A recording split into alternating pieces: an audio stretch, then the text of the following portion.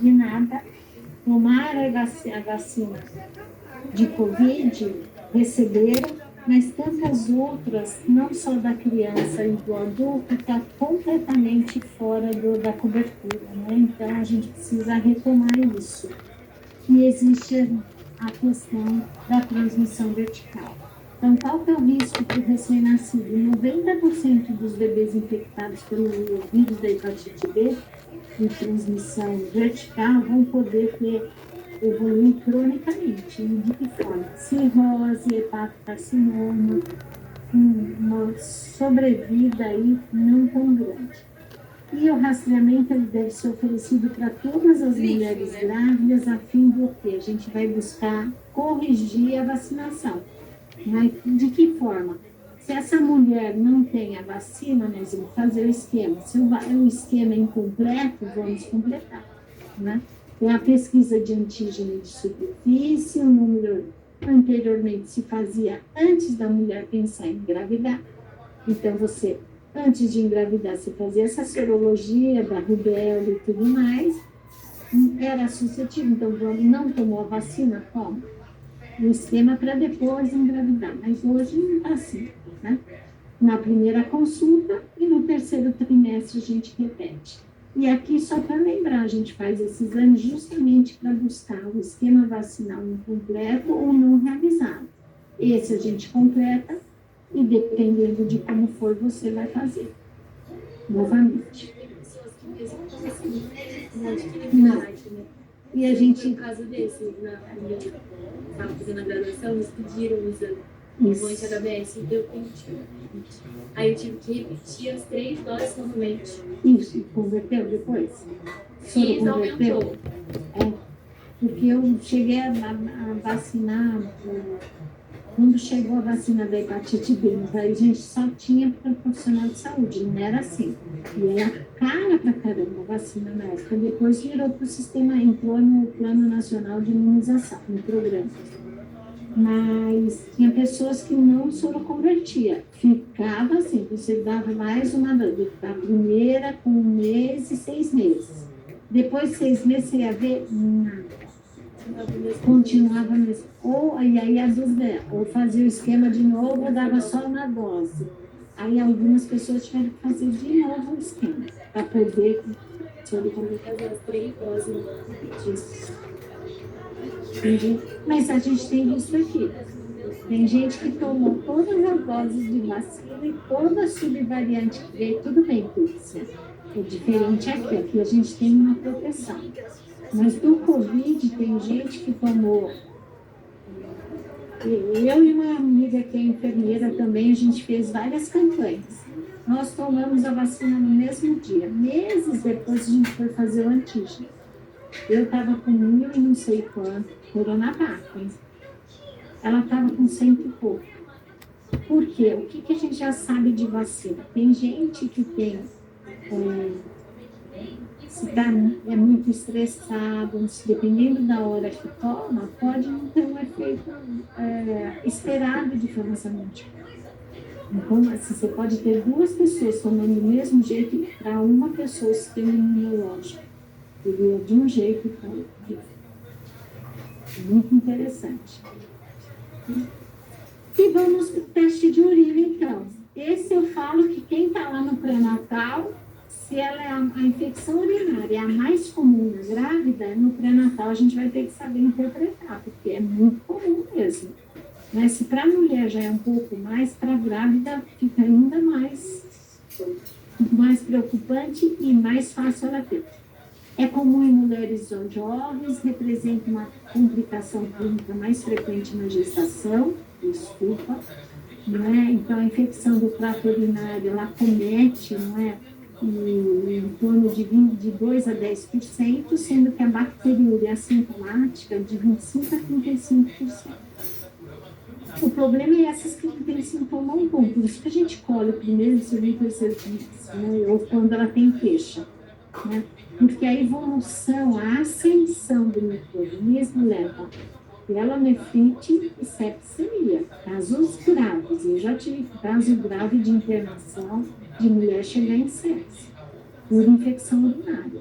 às vezes até maltratada, que ela não tratou devidamente, né? Por que é tão comum? Isso cai em prova também, né, gente? Olha lá. Para quem estava aí buscando, olha aqui uma questão de prova. Infecção urinária. Por que acomete mais grávidas? Pela alteração que ocorre no organismo materno.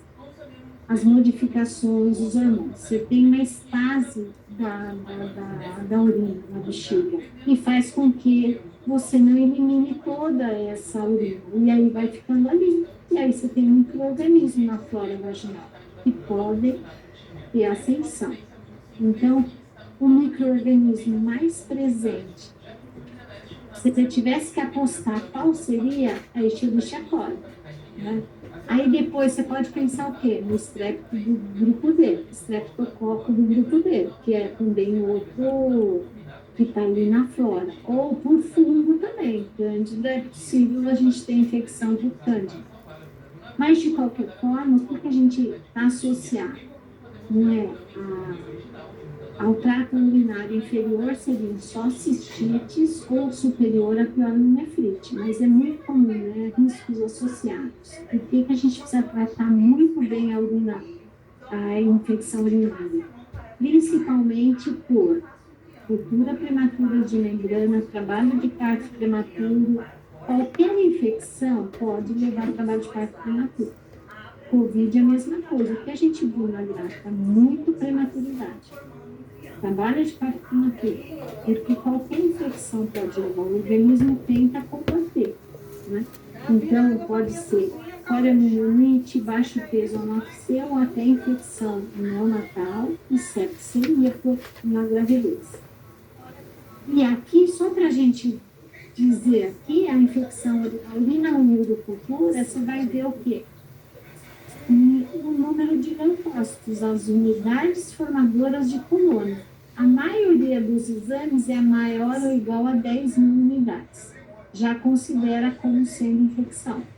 Mas tem mulher que vem com 1 milhão de colônias.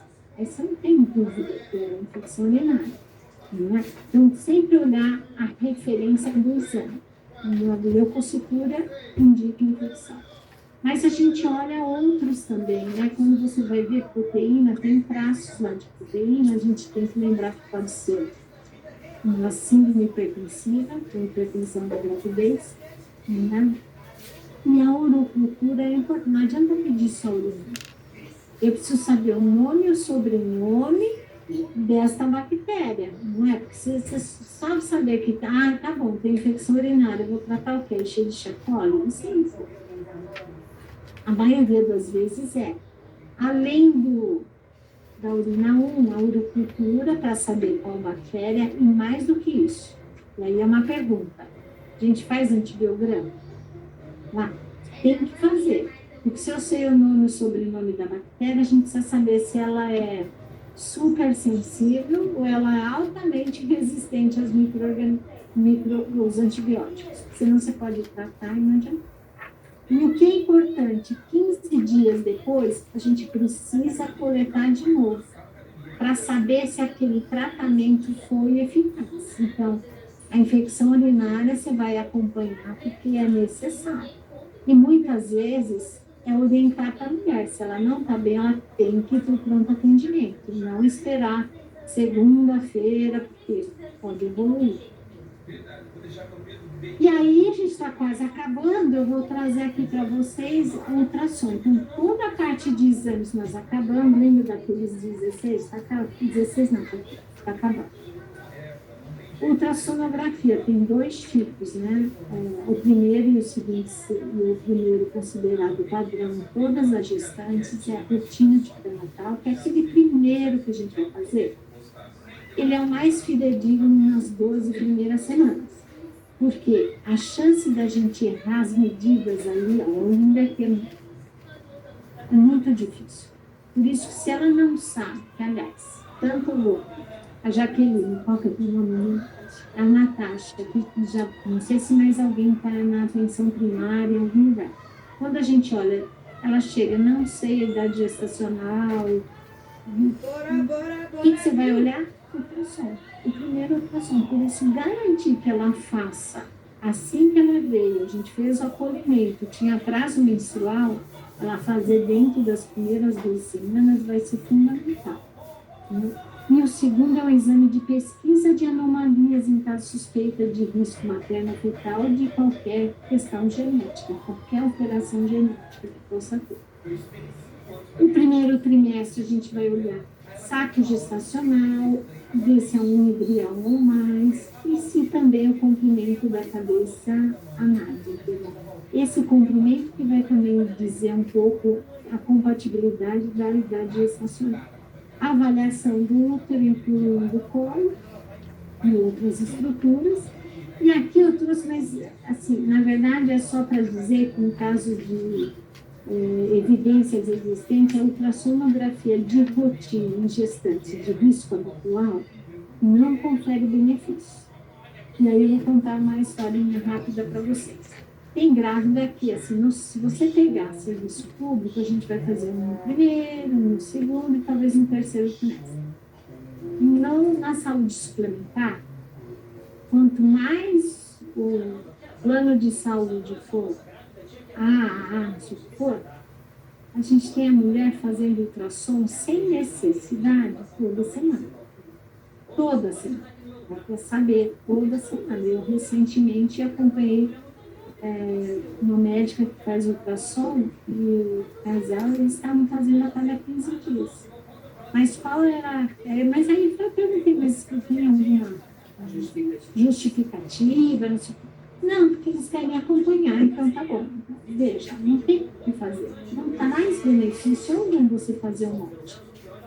Risco habitual. Quando eu estou no alto risco é diferente.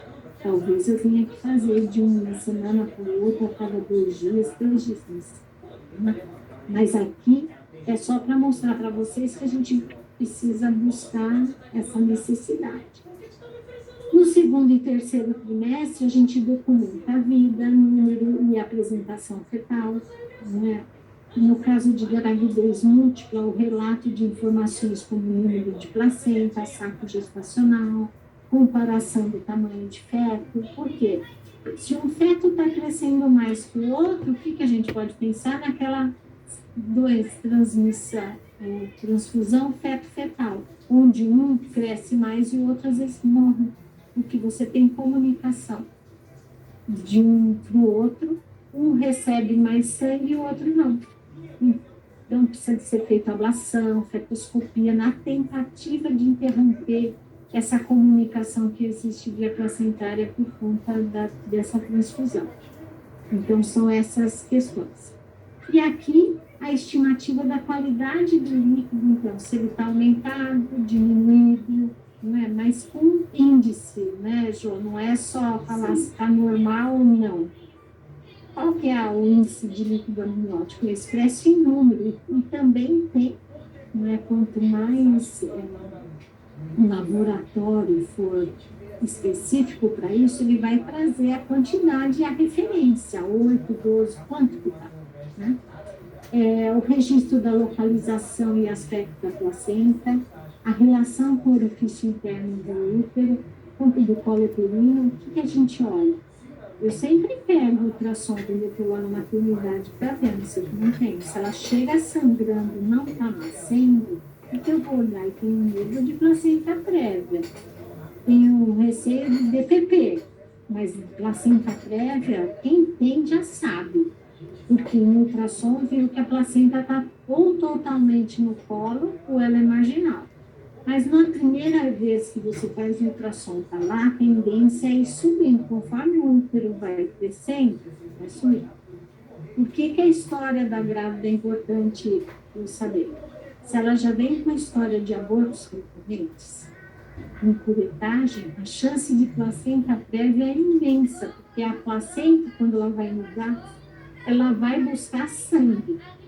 Local que tenha bastante sangue. Se eu já fiz muitas curetagens, pode ser que ali eu não tenha. Então, a chance dela ter uma placenta prévia é maior.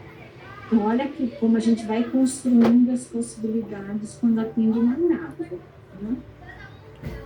Outra coisa é a avaliação da idade gestacional utilizando a associação do diâmetro do parietal e o comprimento do fêmur. Por isso que lá no primeiro trimestre é muito difícil você fazer essa associação. Diferente do terceiro. Do terceiro, você pode ter você pode ter um desvio padrão de 7 a 15 dias, então você não vai saber. Vai ser o único ultrassom que você tem, é o que tem, é tudo mesmo. Não tem outra coisa para fazer, se é esse o único que você tem. E no terceiro trimestre, a gente avalia o crescimento e peso. Não que tenha que ser. Tá? Às vezes a altura uterina, você está num lugar que não tem ultrassom, pela palpação e pela altura uterina, você já sabe se aquele bebê é grande ou não. Né?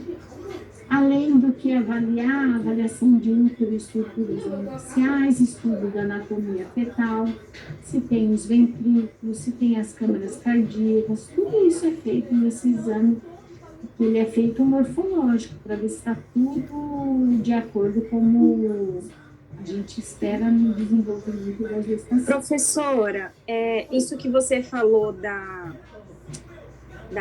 pureta, vamos supor, no meu caso, eu que tenho uma cesárea, 3 abortos, e desses 3 abortos, uma pureta, e agora eu tô gestante. Eu tô como alto risco, então é uma coisa que eu devo me preocupar, sim. Não necessariamente, você está com quantas semanas? 17. Você já fez o ultrassom? Já. Já. Uhum. E a placenta estava inserida onde? Sabe que eu não lembro? Então, agora você vai olhar depois, você olha só como é importante a gente olhar, porque não só como profissional, mas você também como grávida. Porque a importância da gente olhar, não é só olhar a idade gestacional no ultrassom, aonde está, eu sempre olhei aonde está a placenta, independente se ela estava sangrando ou não. Porque na hora que você está numa triagem obstétrica, não é? Eu já tive casos, até foi lá no Einstein, de chegar um gemelar sangrando.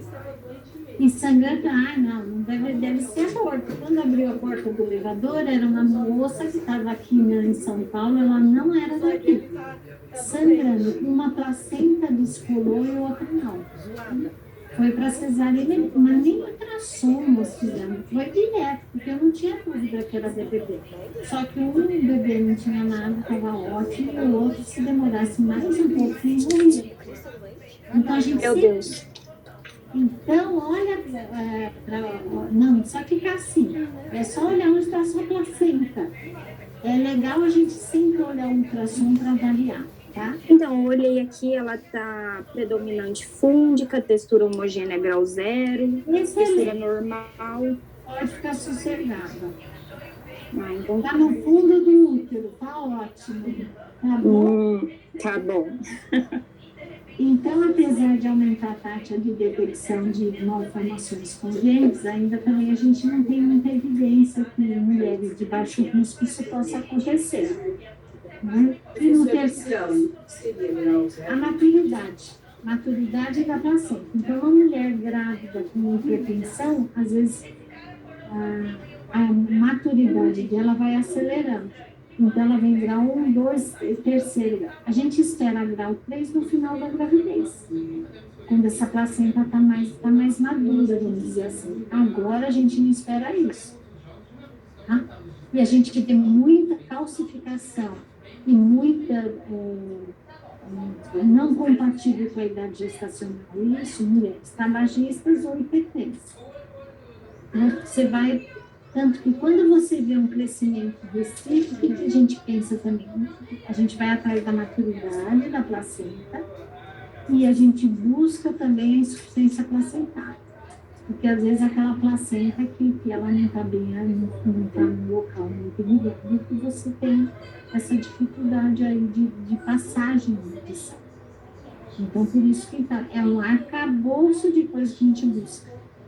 Então, não é só olhar. Então, vamos começar a ter essa oportunidade de ver o ultrassom, tá? E aqui suspeita alteração de crescimento fetal, a gente lá no terceiro trimestre, a gente já começa a ter, se começa a ter dissociação entre a altura uterina e a idade gestacional, vamos pensar se existe essa possibilidade de restrição de crescimento. Né? E fechando a ultrassom, lembrando que de gemilar a gente também vai olhar o quê? A apresentação dos bebês, né? Porque se forem bebês cefálicos é uma coisa, se o primeiro é pélvico e o segundo é cefálico é outra, então até para poder avaliar com clareza. Ah, então, o ultrassom ele é importantíssimo. Então, em geral, a gente teria 3 ultrassons para olhar, sendo o primeiro o mais importante, né, que é o que vai trazer menos alteração das medidas, e o terceiro a gente vai buscar ali o crescimento, o peso, né? Porque toda a parte morfológica a gente já fez lá no segundo trimestre. E aí a secreção vaginal a gente deve ser realizado, é um perfil bacteriológico, a gente pode avaliar o teste do conteúdo vaginal, não sei se quando a gente, na unidade básica que vocês estão, se vocês fazem isso quando vem aquela mulher com muito corrimento, mas você fez a coleta da citologia oncótica, que o bacterioscópio te traz. Mas quando você faz alguns testes para ver, né? E aí a gente pesquisa esses testes aqui da secreção vaginal, né? O corrimento branco acidentado, se tem, você consegue fazer com uma fita o pH para ver, não sei se vocês têm lá. É difícil, né? E olha, e cheira, e vê o odor. É o que geralmente a gente olha, né? Dependendo deles, só na especialidade, né? O que seria uma oportunidade de ver o pH para tratar mesmo, né? Mas em geral a gente não vê mesmo no BS. Mas de qualquer forma, isso aqui é outra coisa que a enfermagem, nós enfermeiros e enfermeiros podemos fazer, né? Então, se você tem suspeita de cândida a tratar, tem um protocolo de tratamento, suspeita de vaginose, tricomoníase ou clamídia, a gente tem como tratar, né? Então, por isso que é feito. Mas hoje a gente acaba fazendo mais a secreção vaginal, em alguns casos se tratou, volta, e aí olhar.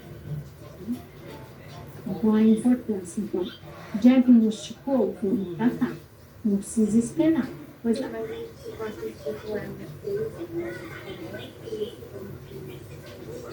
A gente vai muito pela queixa, não é? Porque muitas vezes tem uma unidade que é específica da gravidez, mas o homem faz parte do exame, porque você não vai fazer especular em toda vez, toda consulta. Mas se ela vem com queixa e a gente tem que abordar com corrimento, qual é a característica, a quantidade e o odor. E se tem prurido, porque se ela tem prurido, a gente vai lá em busca disso. Né? E às vezes é importante fazer para ver a característica mesmo. Tá? E a citologia oncótica é uma grande oportunidade lá na primeira consulta já fazer isso. Né? Porque muitas mulheres não fizeram sequer uma vez. Né? Tem as que estão atrasadas, que não fazem, mas a que nunca fez. Então, não vamos desperdiçar a chance na prevenção do câncer de colo. Uma grávida com câncer de colo exacerba por demais. Né? Então, não é fácil e não tem como muito tratar. Então, é difícil. É a mesma coisa com câncer de mama. É a mesma coisa com a mulher com leiomioma. Muitas vezes o mioma cresce junto com a gravidez. Então, não, é brincadeira também. Por isso que o ultrassom também vê se tem alguma alteração morfológica no útero compatível com leiomioma. Então, aqui fazer a coleta só da ectocervix e colocar que ela é grávida. Não tem a pergunta lá, mas a gente coloca. E essa pesquisa aí é uma pergunta que eu vou fazer para vocês. Em tabu oncólico, o screen do strepto B, A secreção vaginal e retal para buscar o esperma.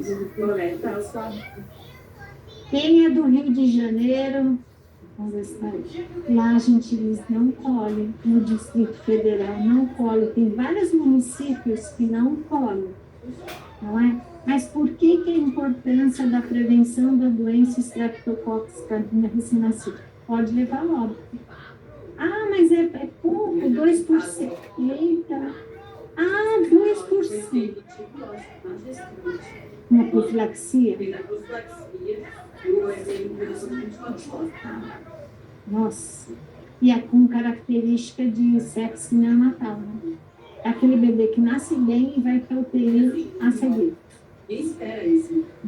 Vai investigar por quê. Isso. Então, vai ver que ela teve ruptura de membranas, teve ascensão do estrepto e levou. Ela já devia estar com eu vou te mostrar um exemplo que eu dou.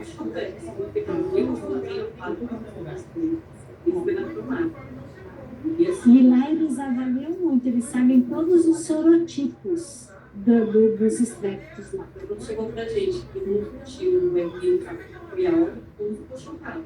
Aí vai investigar, perdeu Sim. Olha. Então, mais do que nunca, a importância de fazer. Nós temos duas escolas, na verdade é assim, são recomendações do Centro de Controle de Doenças, o CDC americano, diz que tem que fazer o screen de 35 a 37 semanas, colher secreção vaginal e retal para pesquisa do estreptococo do grupo B, grupo B nas mulheres, todas. Eu não sabia que é uma positiva. Não precisa fazer nada na gravidez. Está lá colonizando. Mas quando vir para a maternidade, a gente... Não, no estrepto, não. Faz parte da flora vaginal. Aqui, olha, se eu for te falar, de 10 a 30% das gestantes são colonizadas na vagina ou no reto por estreptococos. Faz parte da flora. Só que na gravidez, o que pode acontecer? Levar infecção urinária, levar coriamnionites, a ascensão do micro-organismo no líquido amniótico, ou no momento do nascimento, o bebê aspirar na passagem do canal vaginal. Então, o que a gente precisa? Fazer a profilaxia, buscar quem são essas mulheres colonizadas e fazer a profilaxia adequada antes do nascimento, durante o trabalho de parto.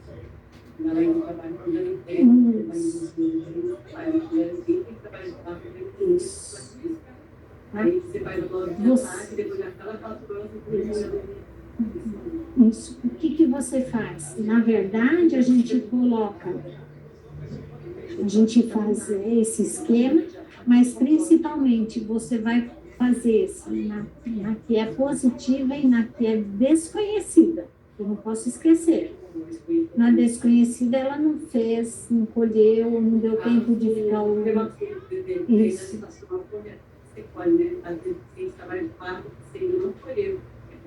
Pode acontecer, exatamente. Exatamente. Então, pois não.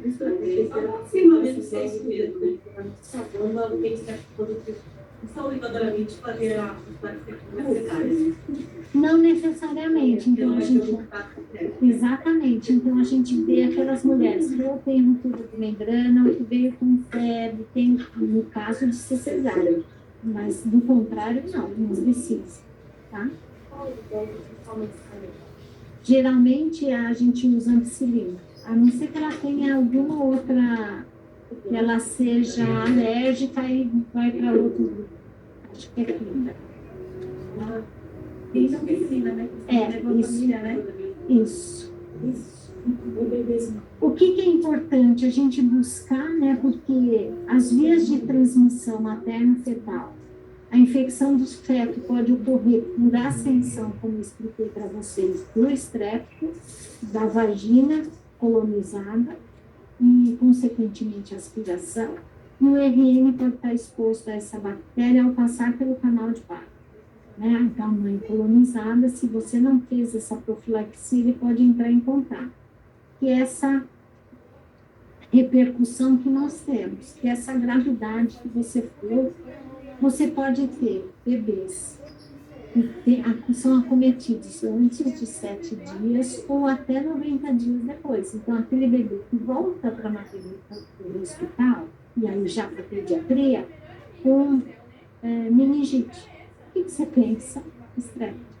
Então, ele vai embora para casa, foi bem, e ele pode voltar. E grave. Então, por isso que justifica fazer o screening aqui. O Reino Unido está revendo essa questão de não coletar, porque eles preconizam que não precisa coletar. Só que quando a gente teve uma discussão em 2019, eu acho, o pessoal da Pramatre veio essa pesquisadora do Reino Unido, e aí a gente estava mostrando que aqui a gente sabe que a gente tem aí uma incidência de 20% a 30% de mulheres, e que a gente tem 3 milhões de nascimentos. Aqui a gente tem bem menos, em termos de exposição, e aí os dados da Pramatre mostrou a importância de fazer e o achado deles, de gravidade mesmo. Minha amiga, eu posso transformar com um vídeo desse, pelo positivo. Não quer fazer.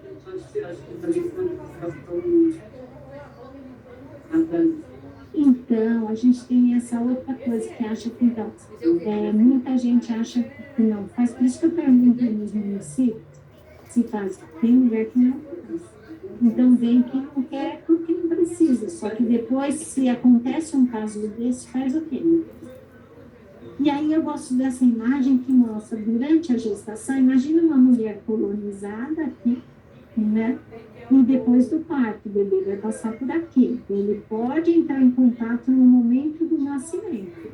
Mas aqui, durante a gestação, pode ter ascensão, virar uma infecção do líquido amniótico, desculpa, não é? Tá aqui, que leva a pneumonia, bacteriemia ou meningite. Olha como a gravidade. Tudo bem, 2%, mas é muito se a gente pensar. Né?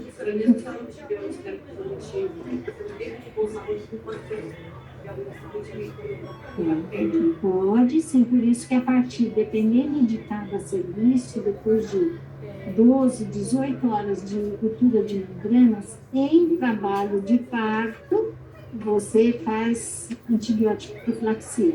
Por que em trabalho de parto? Se ela for abaixo de 37 semanas, a conduta é expectante. Você vai avaliar qualquer indício de infecção materna, significa resolver o parto. Nascer. A partir de 37 semanas, você induz ou você aguarda, mas geralmente entra em trabalho de parto, porque o organismo é muito sábio, saiu a barreira de proteção. O líquido amniótico é uma excelente barreira de proteção. Tem zinco, magnésio, tantas outras substâncias que impedem que o micro-organismo, mas eventualmente isso pode acontecer. Né? Então, ele tem essa ação antimicrobiana, o líquido amniótico. Mas, às vezes você tem ruptura alta, e aí pode acometer, sim, tá? E aí, por isso que prevenir, como? Colhendo todas as gestantes, de todas as gestantes entre 35 e 37 semanas. É uma responsabilidade nossa fazer isso. Lógico que os municípios têm autonomia de dizer se vai colher ou não. Mas a recomendação é, não vou ler tudo isso aqui, mas porque mesa ginecológica, um lençol, o suave específico, a identificação da vagina e do reto, e você vai fazer com isso aqui. E você coloca exatamente, você introduz ali e gira 360 graus na vagina, coletor, armazena o suave ali nesse coletor. Faz o outro e não pode esquecer de vagina, registrei, que não pode mandar sem esse registro de qual é qual. Porque ela pode estar colonizada só na vagina e não ou em ambos. Tá? E para finalizar, gente, nossa, demorei a aula hoje, hein? E para estar acabando para as férias de vocês, peraí. Crotoparasitológico, tem que colher todas? Hoje em dia a gente olha que talvez não. Por quê? A não ser que você tenha um lugar que não tem saneamento ou que ela tem realmente, por exemplo, uma grávida com anemia ferropriva, você tratou e nada. Você pensa que é infestação parasitária. O feto, ele é absorvido no duodeno. Então, eu preciso saber, se eu tiver parasita ali, se dá feto, não vai adiantar nada. Mas tratar a grávida com parasita na gestação não é fácil. Então, as consequências, né? Então, a gente precisa de meninas, só acabando. A gente precisa de indicação clínica para coletar o exame de fezes, né? E os efeitos das infecções parasitárias tem muita questão com a nutrição materna e pode comprometer o desenvolvimento fetal. Né? Então, o protoparasitológico, então, nenhuma droga antiparasitária é considerada totalmente segura na gravidez. Então, o diagnóstico e o tratamento vai ter que ser muito ponderado para ver se tem alguma repercussão que tenha necessidade de tratar durante a gestação. Porque não se recomenda tratamento durante o primeiro trimestre. E aí, mas mesmo depois a gente precisa avaliar, porque tem muitos que ultrapassam a barreira placentária. Então, por isso que é uma questão totalmente discutível. Quais as medidas, né? As profiláticas, encorajar as pessoas, não é que o impacto positivo disso. Primeiro, educação sanitária. Aí a gente volta lá no começo da aula, quando eu falei educação é tudo. Porque a educação leva à saúde, leva um melhor atendimento, leva uma melhor qualidade de vida para as pessoas. Higiene correta das mãos, mais do que isso.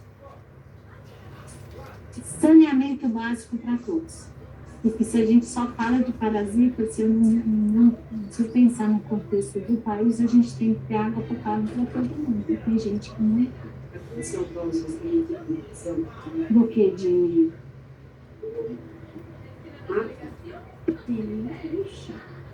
Hoje, se a gente andar aqui na Paulista, você vai lá, pega a Paulista de fora a fora, você tem pessoas que não têm condição sanitária alguma de vida, estão em barracas. Não é? Então, como que a gente pode falar de água potável e de um local para lavar a mão, por exemplo? Não é? Então, como fazer? E aí você tem criança, então você tem viadutos aqui em São Paulo que tem a família inteira lá. Eu venho de uma região ali na Vila Clementina, que tem um viaduto, não dá para saber quantas famílias vivem ali embaixo. Em que condições elas vivem. Então, é muito difícil. Então, a gente está falando que piorou muito com a pandemia. Então, muitas famílias foram para a rua.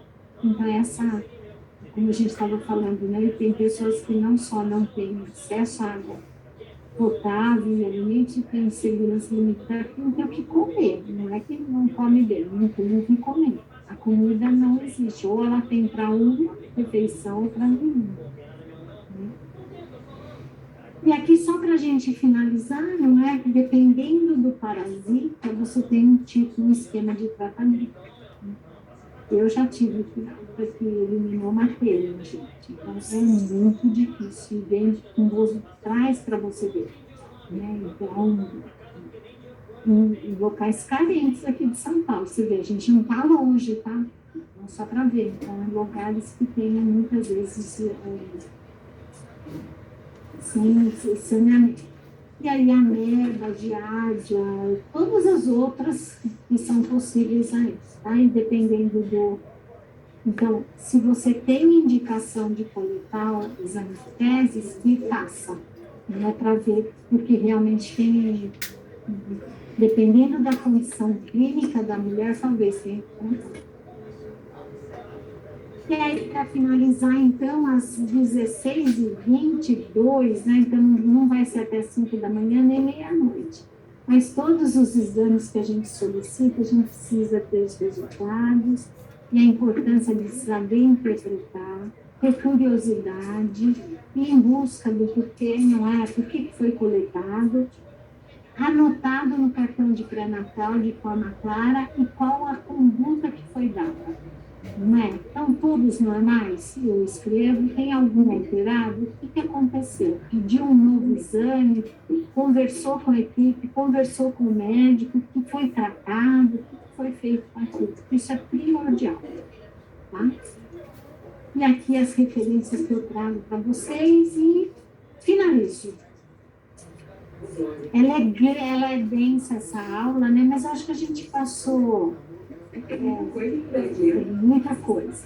Mas passou assim, é bom quando a gente interage assim, com vocês, de trazer dúvidas, os casos, porque isso, nossa, é muito bom, tá bom?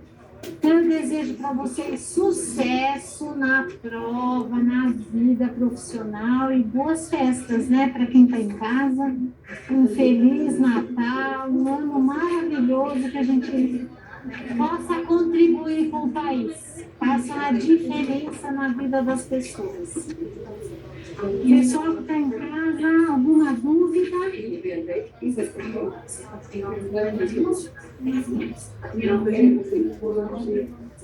Não? Não, prof. Feliz Natal. Para vocês também. Obrigada, beijo. Tchau, tchau. Beijo. Tchau. Ai, vamos. Eu dar um beijo. Pergunta que eles vão lembrar. Mas sim, vão lembrar. Até desde que eu tive aula. Olha só. A gente vai deixar coisa porque eu vou ler o meu dialeto. Aí eu vou lá mesmo. Tchau. Tchau, pessoal. Tudo de bom para vocês, viu? Tchau.